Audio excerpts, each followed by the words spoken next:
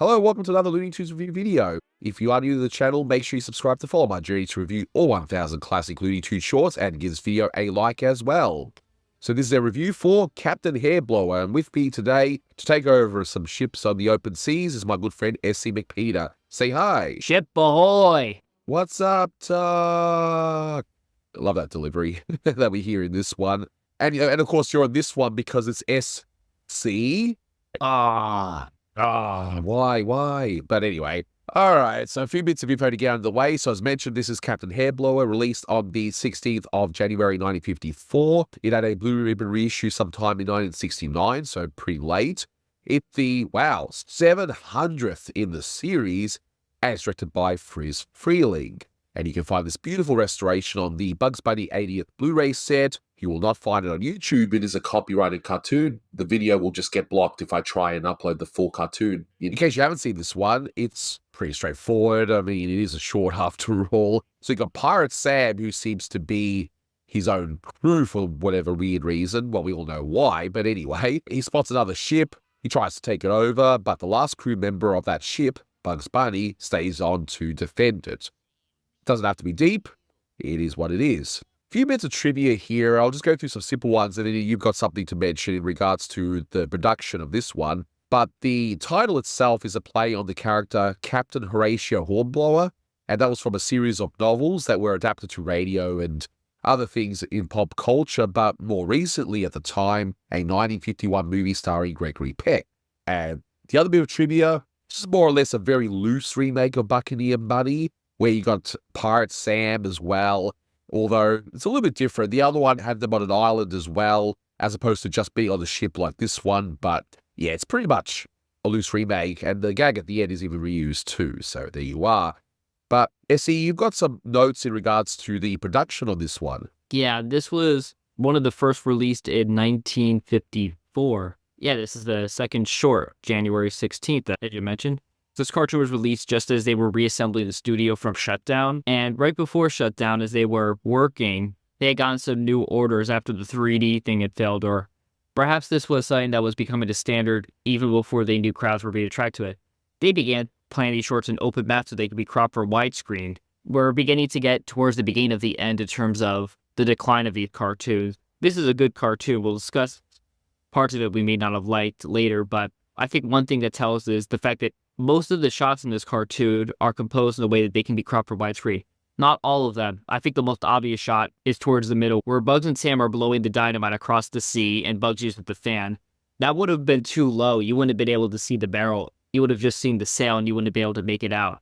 And the shot of Sam putting on his swimsuit. That would have been also a little too low. You would have just seen his face. But otherwise, most of this short works well in widescreen, and I've also seen an element of dog pound suggesting that it was a second version. I happen to think that they may have reshot a lot of that cartoon to work better in widescreen, and they may not have had the budget to for all the shots here. So that's what I just want to say. But this is a transitional period where they are beginning to work everything for widescreen, which would be the standard going forward for this short and most studios. Yeah, and with the 3D failing, this was worked on before the shutdown, and we're going to now catch up with the backlog as we go along here. But this was definitely done before the shutdown, and some of the shots even suggest maybe they were thinking in 3D, and I'm talking about the dueling ships portion. Whether it was ever intended or done with that in mind, that's up for debate, but it does feel like some of the shots as well was thought of maybe doing in 3D, but anyway, that's speculation, of course. I don't think so. I think they were just trying to make it a bit more dynamic for widescreen. Maybe as well, yeah. If you play this in widescreen, again, not all of the shots work, but most of it doesn't. It makes it look a less empty towards the top and bottom. It's just one of those things we can speculate, of course. But I agree with you, though. There were definitely that transition period where, yeah, they were looking at, okay, what's the next big thing? What are we going to do to keep people in the cinemas or the theaters? As you guys say, we say cinema, you guys say theater, of course, and away from the television sets. Only the pretentious people here use cinema. Yeah, well, I guess I'm just pretentious, aren't I?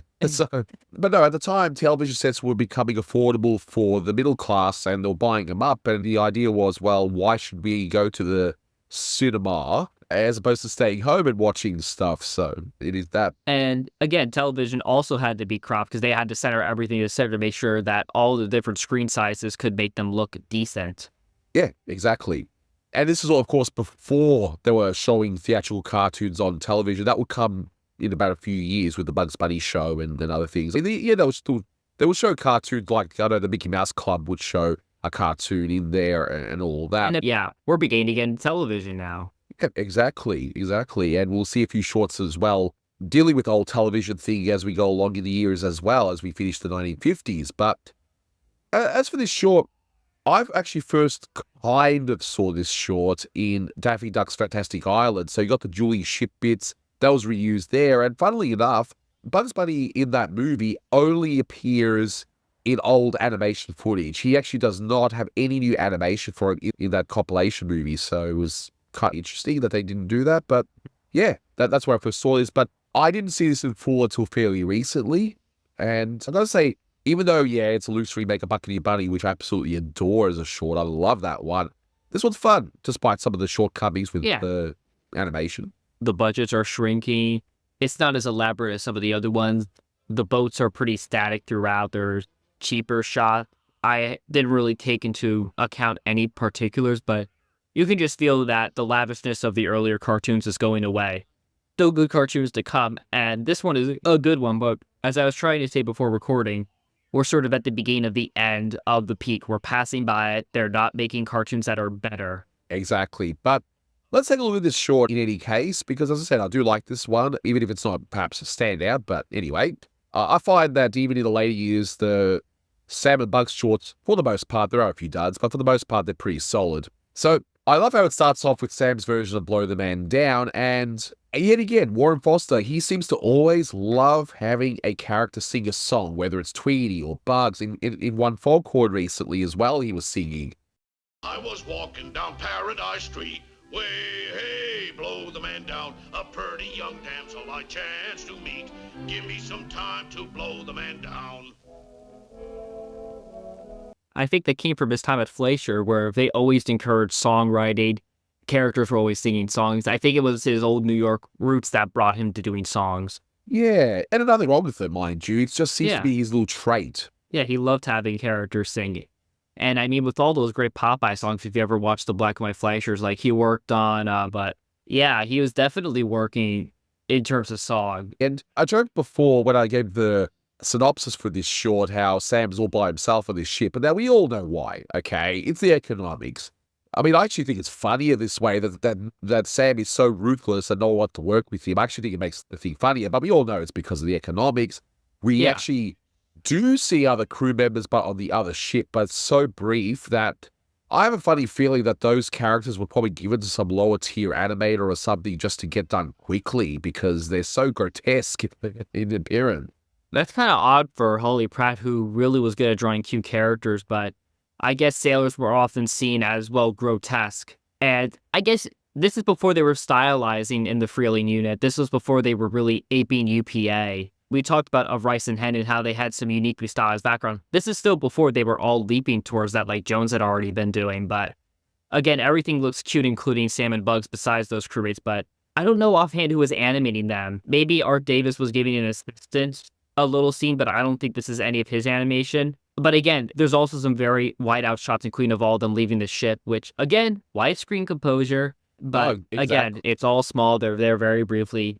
We don't need to build it up. And it sort of helps the pacing of the cartoon, unlike me going on and on about it. Yeah, that's all right. And also, it's funny how Sam must be so bad and so notorious that the crew literally abandoned ship, and they don't even go into any lifeboats or anything. I mean, they wouldn't really have lifeboats. Too many of them anyway. Back then, I mean, they would have some boats, but not too many.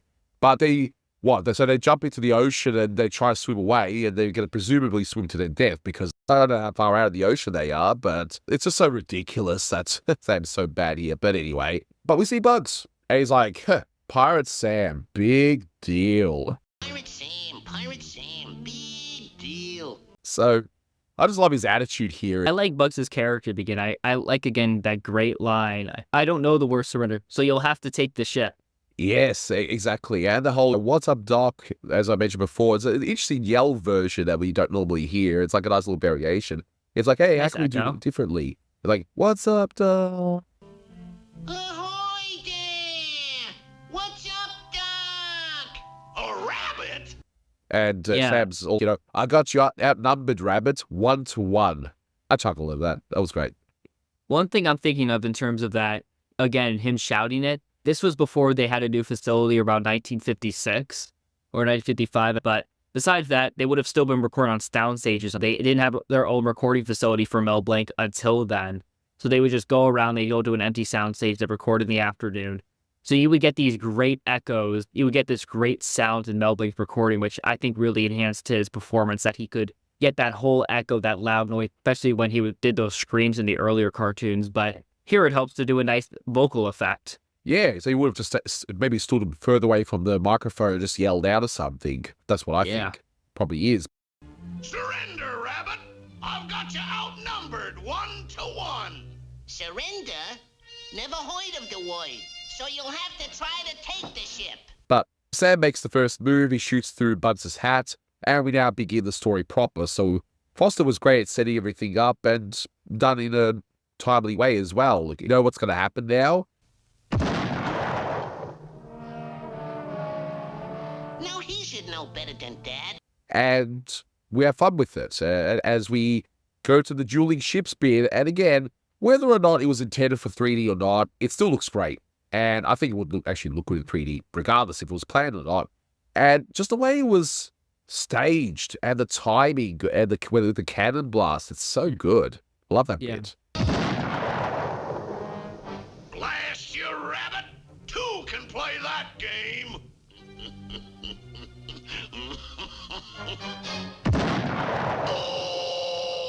I really do like all these cannon gags of Sam getting blasted in the face with the cannon. Although, again, as I said, beginning to the end, I don't feel they strike as hard as the punches they did in Buccaneer Bunny, where you knew what was going to happen, but you didn't know how. Here it feels a little bit more predictable. And in the next bit where Sam's taking ages to load the cannon, which makes the whole situation even more ridiculous, where, first of all, how are the cannons shooting so fast, and yet when we actually see him load a cannon, it takes him ages. But anyway, that's cartoon logic for you. But just it takes him ages. We got the tiptoe music, da-da-da-da-da-da, when he's loading up the cannon, right?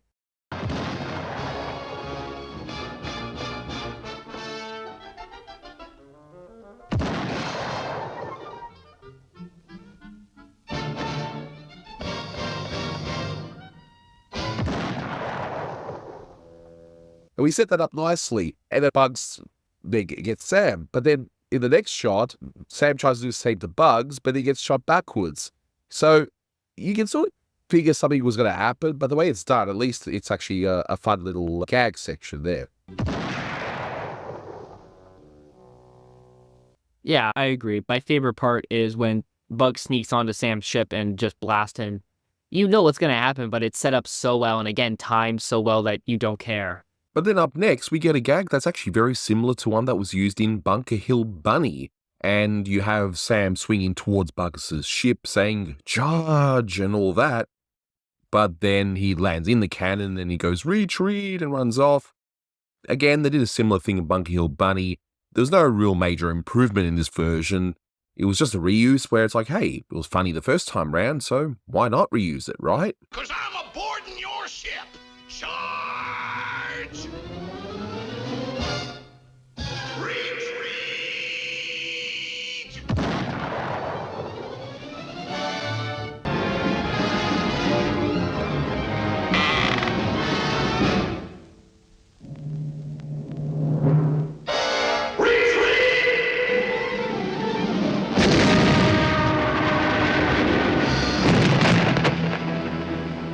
And we now got the TNT boat, which, as you say, if this was cropped for widescreen, it probably wouldn't work unless they maybe panned down or whatever. But anyway, it's a ridiculous thing. I mean, why Bugs has an electric fan? I don't know. He just does. But Sam's expression at the end definitely makes this whole thing work for me.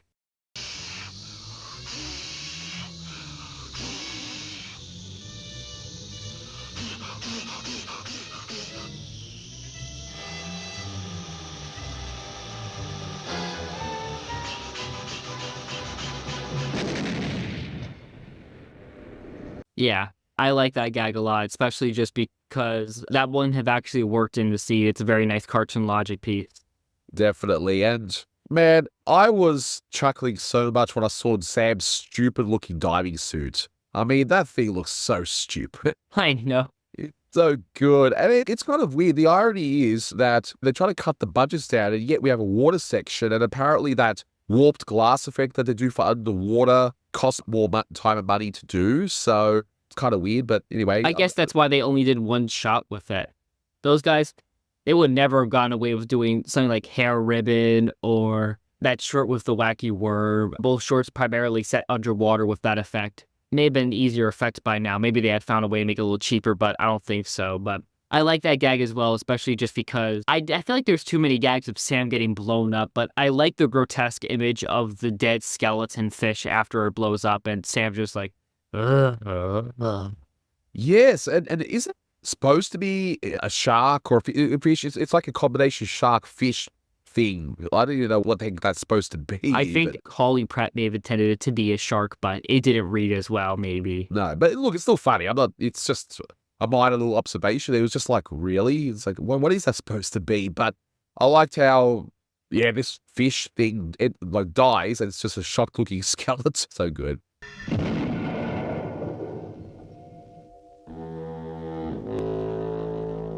So good. I love that bit. That's probably my favorite gag, maybe in this one, I think. But It's such a gross gag. exactly. And the cherry on top is we hear over the waves, even though he's under the waves in this case. Go figure.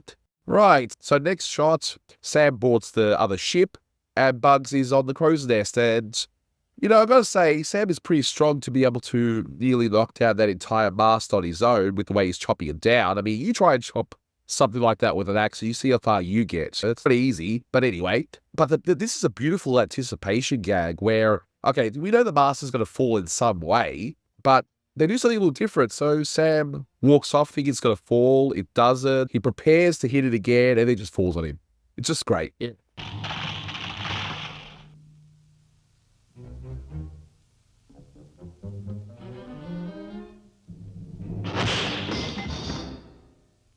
Was that in an earlier Tweety cartoon? I think a later one used that. Yeah, it's a gag that's been used, Yeah. but It they still usually- works here. It still works here. Exactly. And they usually do a minor variation anyway. But yeah, he is Yeah. pretty great. The timing, impeccable. Absolutely impeccable. Yeah, we're still. I've said this to myself. I don't know if I ever said on here that I consider Freleng the most consistent director. Like, there are long spans of period where his films are very consistent, where you know it's going to be the same quality or whatnot. There will be ones that are a little bit better, ones that aren't as good, but they'll always have that same sort of standard to them. Like, I think his best period was when he still had Mike Maltese and Ted Pierce, and he just got Holly Pratt from like 45 to 48. That's, I think, his peak. And here he's still doing great stuff, of course. He has Warren Foster as his writer, and the budgets are still good enough that he could still do great things. Oh, yeah, exactly. And I'm very surprised doing this little 1,000 Looney Tunes short journey of mine. And one of the biggest surprises for me is that how overlooked Friz was to me. I gravitated more towards Jones or Clampett and that, and yet Friz was always just there. But now when I'm watching these again, his stuff is very solid. Yeah, he was consistent. He was consistent at making a quality. Maybe not as ambitious as the other directors, but he was always doing something that makes you laugh. You have good design. The animators are being well used. Jerry Chinicki wasn't here, but he did have, I think, Ken Chaplin, Virgil Ross, Artie Davis. He had a lot of great, and he was always good at using them to their advantage. Yeah, exactly. Totally agree. And the next shot is that we get a minor little chase scene on the masts. And of course, Bugs is like, Gee, I hope that's soft water down there. gee, I hope that's soft water down there. Now, fun fact, if you dive from up there, hitting it would be almost like hitting concrete. But anyway, we go with it. So, of course, Bugs jumps and goes into the water. And I just love the timing that Sam does the same, and he lands on a rock. You can't get away, Rabbit, 'cause I'm a-coming in after you.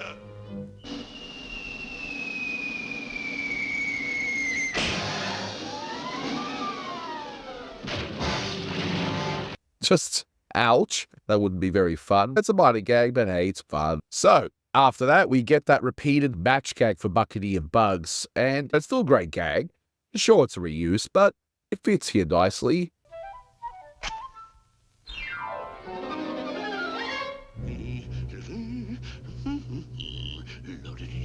Oh, no!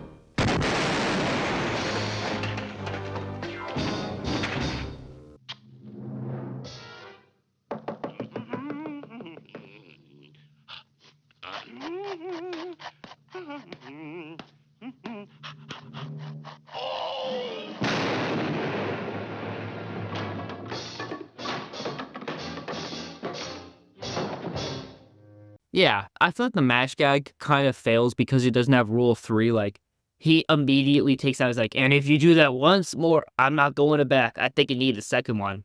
There's still 3 matches, of course, lit, but I do think you need another one just to land, and it wraps up nicely with Bugs' ship also blowing up with the whole talcum powder gag. Yeah, exactly. And I liked how, okay, they've done this gag before, but this time round, they do something a little bit different. So they started off almost the same like they did in Buccaneer Bugs, but now they do another type of gag where it's like, all right, I'm going to do the same to your ship. Throws the thing in, and Bugs is just like standing there, even breaks the fourth wall briefly, looking at the audience, sort of giving a little smirk. And Sam just is like, oh no, oh no. Quick, Rabbit, go and get it before it blows up. Ain't you gonna get it? Oh I don't know what he's so excited about. Where we get this double meaning where powder room is just, yeah, in this case, a ladies' powder room where the ladies will do up their makeup and that sort of stuff at the time. But this is also one of those rare shorts where Bugs doesn't really win. Like, both of them end up losing. He doesn't have a triumph. Yeah, so it's like a draw. He has to swim as well. One thing I will say about the animation and just the whole gag idea is I really do wish Sam was playing with his Jackson marbles or his yo-yo again. I didn't see any of that when I rewatched it. Yeah, I think they could have added that a little bit more, Yeah. but you know what? They could have just reused the animation. Friz always was reusing animation. He was the most economical minded. Yeah, they could have, but whatever. It is what it is. It's Yeah. fine. We're still a good short, but it's not as strong as what came before. If it was made like 5 years later, it would not have been as good as Course. We're starting to get toward them just falling apart slowly, but we still got plenty of gold along the way. This just isn't one of the all-time classics. Yeah, I agree. And look, this one, I will say this, I enjoyed it. This was fun. I laughed a lot. It's a solid short, despite some of the shortcomings if you know the history and all that stuff. But most people watching that wouldn't care and they wouldn't even know. Yeah. So who cares? So this one actually does get 8.5 out of 10 because it's not a standout, but man, is it entertaining and it's fun. So yeah, I'll give you that score. It might be a little high for some, but I don't know. I think 8.5 is about right for me. What about you? I'll give it a 7. This isn't one I actively seek out, but if it's airing on TV, I'll still watch it. I enjoy it, of course. I may sound a little harsh on it, but that's just because I'm thinking of all the shorts as a whole. But it is a good one. It's a good one. It's not one that particularly irritates me like later cartoon, but it is good. Yeah, exactly. So I like this one. And so yeah, number 700. So wow. Guys, yeah, I'm slowly but surely making my way to the 1,000. So there you are. So anyway, that'll do it for this one. Thank you so much for watching, guys. And until next time, take care. Barbie sailing, mateys. Ahoy, ahoy. Talcum powder doesn't explode.